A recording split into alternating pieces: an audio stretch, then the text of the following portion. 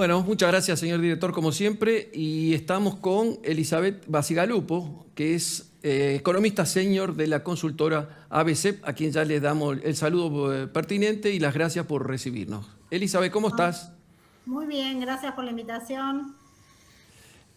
Bueno, a ver, vamos a hablar de economía, obviamente, vamos a repasar un poco todo lo que son estos temas candentes que tenemos en una semana de por sí ya caliente con la temperatura, o sea, así que bueno, todo se suma. ¿Qué pensás de la economía actual y qué opinás del congelamiento? Vamos a empezar livianito al principio. Hoy la economía está totalmente desanclada, o sea, están todas las variables macroeconómicas desatadas. ¿Qué quiero decir? Que no tenés ancla política, porque no sabes lo que va a pasar con la política económica después del 14 de noviembre, no tenés ancla fiscal, no tenés ancla monetaria, no tenés ancla cambiaria, o sí pretendés tenerla, pero es bastante inefectiva, porque fíjate que el gobierno viene devaluando los últimos meses al 1% promedio por mes y la inflación está al 3%, o sea, y tenemos inflación arriba de 50 anual. Y las pseudoanclas que el gobierno pretende utilizar para bajar la inflación, como los congelamientos, más que pseudoanclas, desanclan aún más y generan más problemas. Los congelamientos, los precios cuidados, los controles, la verdad que no sirven para nada. Un dato te tiro, desde 2013, cuando Argentina empezó con estos programas de precios cuidados, a hoy acumulamos 1.077% de inflación, en el mismo periodo Chile sin precios cuidados, sin nada, 30%. Más allá de algún efectito de corto plazo, en algún subíndice de inflación que puedan tener estos controles, estos congelamientos, la verdad que genera distorsiones de precios relativos que después tenés que corregir y te impulsan la inflación al alza más adelante. Como suelo decir, ni siquiera llegan a ser pan para hoy, pero seguro que son hambre para mañana. Sin, además, considerar los otros efectos colaterales negativos que los congelamientos, otro tipo de cosas tienen. Las empresas tienen que desviar recursos, a ver cómo hablan con la Secretaría o el Ministerio de la Producción, con los controles, con la regulación, en vez de poner el foco en mejorar el servicio al consumidor, mejorar el producto, la innovación, la productividad, ver cómo invertir. La verdad es una locura. La inflación se baja con política macroeconómica y con buena política macroeconómica que apunte a corregir las causas que la generan y no con este tipo de instrumentos. Podemos decir entonces, Elizabeth, que la realidad que nos lleva es solamente llegar por lo menos hasta el 14 de noviembre. Posteriormente a esa fecha, ¿vos creés que se va a hacer algún ajuste? ¿Ese ajuste puede llegar a intentarse en forma shock, en forma gradual o realmente sin consenso? Yo creo que acá no se podría llegar a un futuro de los próximos 2 años, ¿no? Pero ¿cómo lo ves vos en esta alternativa? Mira, claramente el gobierno ahora está focalizado en tratar de mejorar su performance electoral de cara a noviembre, o tratar de recuperar algo de lo perdido o revertir parcialmente el resultado. En nuestra visión, no tiene posibilidad de eso, no va a revertir. O sea, más allá de que pueda mejorar un poquito o no, obvialo eso por el momento, básicamente va a volver a ser una derrota contundente. Y en ese contexto yo lo que creo que de nosotros en principio descartamos los escenarios extremos como escenarios más probables. No es que tengan probabilidad de ocurrencia cero, pero en principio descartamos un giro a la moderación con buena política macroeconómica, porque creemos que no sería un escenario viable políticamente, dada la conformación de la coalición gobernante. Y también descartamos un escenario de radicalización total, ruptura con el FMI, porque sería un suicidio político. Un escenario así que te termine conduciendo a una crisis macroeconómica en algún momento implicaría no tener alguna chance de ganar en 2023. Por eso creo que, como vos me preguntaste cómo veo lo que sigue post elecciones, y veo algunas correcciones, sí, que son inexorables, porque no da para seguir aguantando y apretando el resorte como hicieron en 2021, porque además no van a tener de vuelta la super soja salvando las papas. Alguna corrección, alguna sensatez en algunos comportamientos fiscales, monetarios, dichos simplemente, ¿no? Con alguna baja del déficit fiscal acotada, pero con componentes de radicalización que van a seguir presentes porque están en el ADN. O sea, vemos un combo de moderación, radicalización que te lleva a un escenario desafiante para los próximos 2 años, un escenario macroeconómico pobretón, decimos yo, de bajo crecimiento, ponele 2% y altísima inflación, no vemos la inflación abajo de 50% anual el año que viene, y con un frente cambiario que va a seguir estando muy apretado.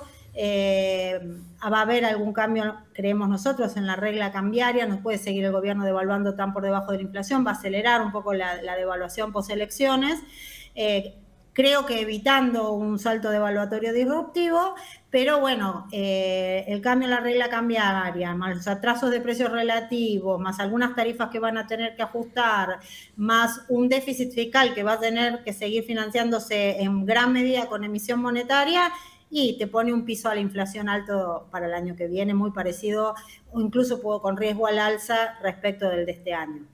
Esta macro no está para aspirar a más. Ya evitando un salto devaluatorio, un fogonazo inflacionario y el consecuente efecto recesivo, yo firmo ya con esta política macroeconómica. A ver, está claro por lo que vos pensás.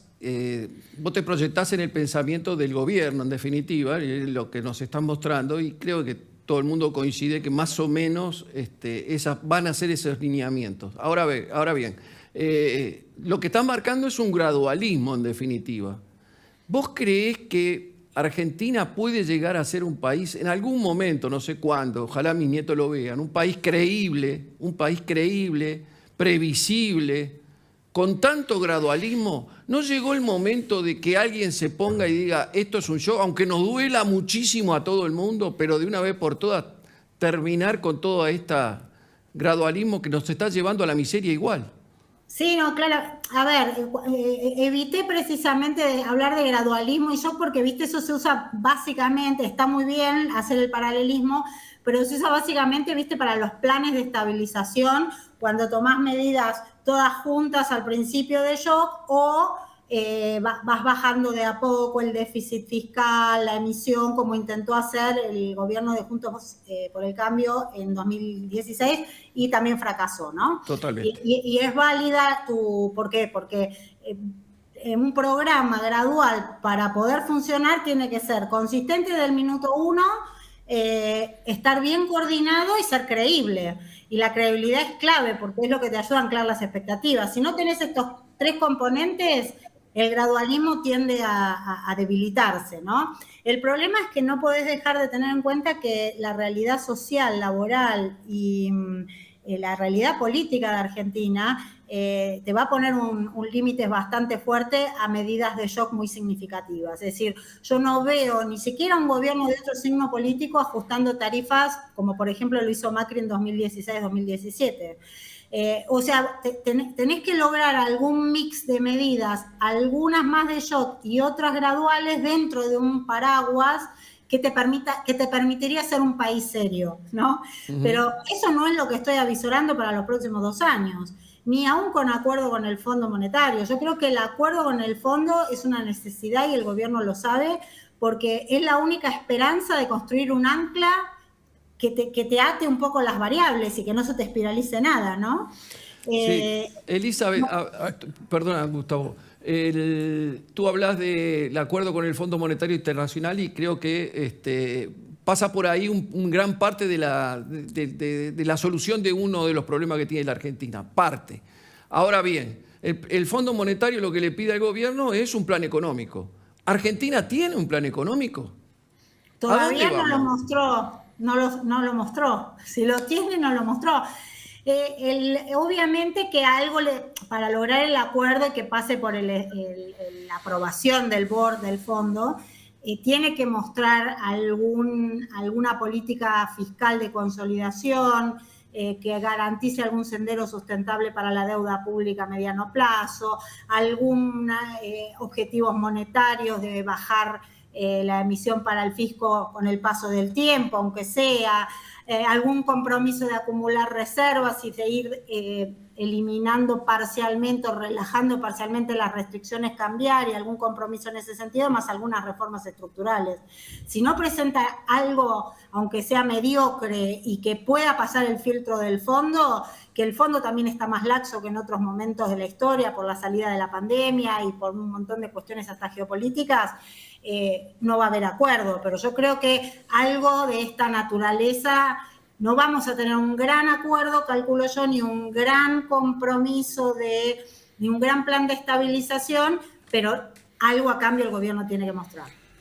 Claro, eso básicamente es lo que estás desarrollando para los próximos 2 años, pero la alternativa después se te abren un montón de dudas, ¿viste? Si va a ser un acuerdo de corto plazo, que te postergue algunos pagos por 2 años y después se hace un acuerdo más en serio cuando haya un cambio de gobierno, que algunos dicen esto, o otros economistas que dicen, no, mira, este gobierno no va a firmar un acuerdo, va a entrar en una situación de lo que se llaman arrears, ¿viste? Que vos estás con postergación de pago, seguís charlando con el fondo, mostrando buena voluntad, van pasando los meses, no arreglás. Lo que pasa es que eso es para la economía argentina desanclada que tenés, con los desbalances que tenés, sería una situación muy complicada para sortearla sin que la realidad te empiece a presionar sobre reservas, te empiece a presionar sobre brecha y se te haga un lío nominal, ¿no? Claro. Porque además de todo esto, tenés el contexto global e internacional. Cuando en la Argentina vos tenés características de la soja, no está más en $600 como estaba, que nos ayudaba un montón, hoy estando en 420, 430, 440 dólares, obviamente que tenemos un descalce. Y las importaciones cada vez son más caras, porque el peso nuestro no es que el dólar aumenta, sino que nuestros pesos se debilitan. Y ahí tenemos el contexto que realmente no es favorable para la Argentina. Hay que volver al mundo de alguna forma. Vos fijate que, claro, además lo que vaya a pasar con la política monetaria de Estados Unidos y con la Fed es clave, ¿no? Exacto. El año que viene se estima que en principio la Fed ya empieza su estrategia de normalización, lo que se llama el tapering, que en principio va a ser suave, moderado, que la suba de tasa recién va a empezar en 23, pero hay muchas grandes discusiones si no se va a adelantar esto, dadas las presiones inflacionarias que hay en Estados Unidos y en muchos países del mundo. Que por el momento son concebidas como transitorias, pero están durando más de lo que muchos esperaban, y hay generando bastantes alertas para el mundo emergente, porque no me quiero imaginar si con los precios de la soja que tuvimos el año pasado apenas zafamos, ¿qué puede pasar si el dólar se fortalece, los precios de las commodities caen fuerte y el balance de divisas aprieta más? Vos fijate lo loco que Argentina va a tener este año un superávit comercial de $15.000 millones, que es un numerazo de 5 dígitos, y no te alcanza, nada te alcanza. Y encima tenés la demanda de dólares deprimida, porque no tenés mucho gasto en dólares turismo, porque le pones un cepo al atesoramiento que apenas pueden comprar los $200 algunos sujetos, personas físicas, pero vendés dólares para el contado con liquidación, para sostener el contado con liquidación, tenés que hacer pagos de deuda, las empresas tienen que hacer sus pagos al exterior, o sea, esta macro desbalanceada y sin ancla te mata hasta las buenas noticias. Por eso te digo, así como en 2021 te salvó los superprecios de la soja, en 2022 te puede salvar un buen acuerdo con el fondo, si no vamos a estar complicados.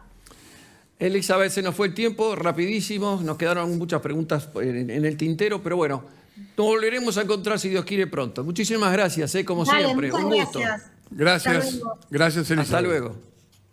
Bueno, muy bien, muy claro. Clarísimo. Nos quedaron cosas para seguir hablando. Igual ella lo fue comentando, ¿no? Yo le iba a preguntar sobre el dólar, un poquito qué es lo que pedía, pero ya lo fue diciendo. O sea. Sí, el contexto global de Argentina es bastante complejo. Hay que ir buscando alternativas. Nos vamos. Se acabó el tiempo. Nos vamos. Dale. Y con ustedes nos vemos la semana que viene con mucho más La City por dentro. Buena semana. Chau.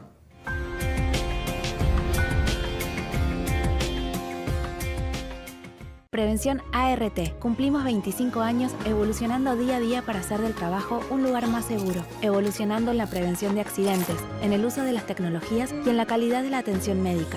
cuidando el recurso más importante que tiene una empresa, sus trabajadores. Prevención ART, 25 años cuidando a tu gente, 25 años cuidando a tu empresa.